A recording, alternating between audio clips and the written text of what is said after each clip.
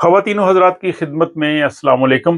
Sweden میں مقیم اردو اور پنجابی کے صاحب دیوان شاعر، بزم ادب سویڈن کے صدر، ڈرامہ نگار، ادیب اور سابق طالب علم رہنما جناب سہیل صفدر صاحب کی بہت خوبصورت اور مختصر گفتگو آپ کی خدمت میں پیش کی جا رہی ہے۔ ملاحظہ کیجیے اور اپنی رائے کمنٹ باکس میں ضرور دیجیے گا۔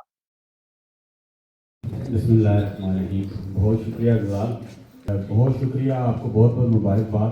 یاد نہ کوئی صدا خدا اور میں، تو ڈاکٹر افسانہ صاحب نے اس کے بعد ہمیں ایک بڑا خوبصورت لیکچر دیا کہ یہ دیار غیر نہیں ہے، یہ آپ ان کا وطن ثانی ہے، اور شاید چند عرصے کے بعد آج وطن ثانی کی ہم تقریب میں بھی بیٹھے ہوئے۔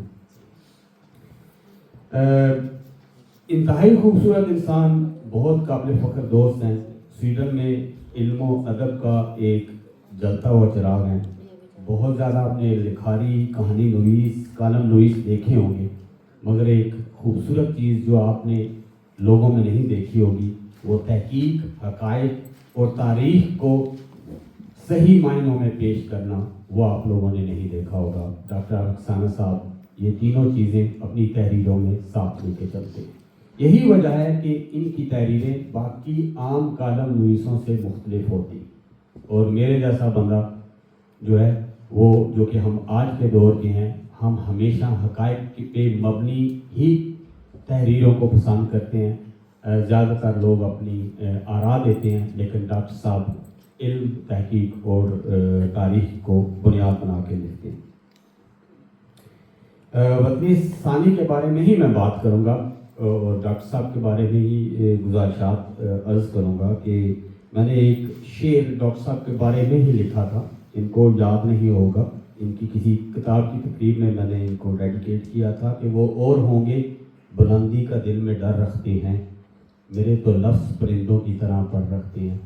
ڈاکٹر صاحب کے جو لفظ ہیں وہ آپ کو جو ہے وہ مو لیتے ہیں۔ جن لوگوں نے، میں اگین وطن ثانی کی بات کروں گا، لیکن افکار تازہ جو جس شخص نے پڑھی ہوئی ہے، میں نے ان کی کتابیں پڑھی ہوئی ہیں، اس لیے میں کہہ رہا ہوں کہ اگر آپ نے تاریخ اور حقائق کے بارے میں پڑھنا ہے تو ان کے کالموں کو ضرور پڑھیں۔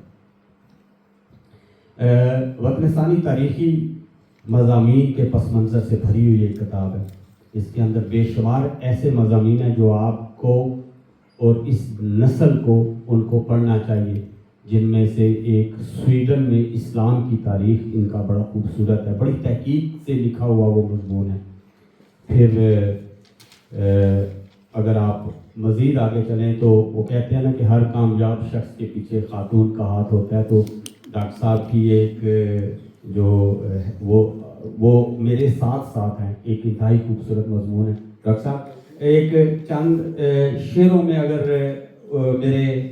اگر آپ نے کہے ہوتے تو بھابھی کے بارے میں، تو وہ بھی میں اینڈ پہ کوشش کروں گا ایک قطعہ۔ اس کے بعد کیا کہتے ہیں ہم، یہ مجھے پی ایس اے کے بارے میں انٹروڈیوس کروایا گیا، جو کہ عموماً لوگ میرا تعارف پنجابی شاعر کے طور پہ کرواتے ہیں، بہت مہربانی۔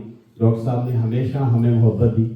ہم پاکستان اسٹوڈنٹ ایسوسی ایشن کی جب بھی ہمارے تقریبات ہوتی تھی، ڈاکٹر افسانہ ان میں پیش ہوتے تھے، اور انہوں نے اس دور سے لے کے آج تک جو ہے وہ ہمارا ساتھ پوری طرح نبھایا ہے، ہم ان کے بہت زیادہ شکر گزار بھی ہیں۔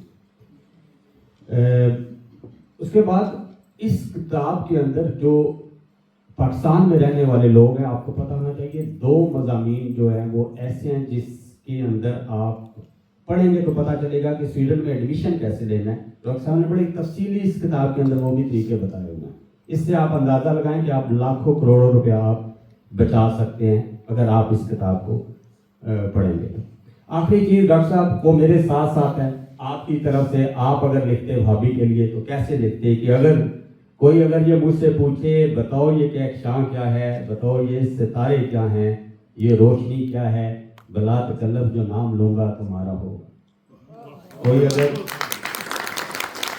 اگر یہ مجھ سے پوچھے تلخ لمبے زندگی کے حسین تر بنائے کس نے، بلا تکلف جو نام لوں گا تمہارا لوں گا۔